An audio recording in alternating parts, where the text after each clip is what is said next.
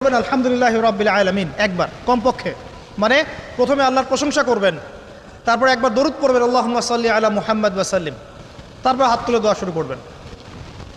বৃষ্টি পড়ছে, দোয়া শুরু করে দেন, দোয়া কবুল হবে ইনশাআল্লাহ।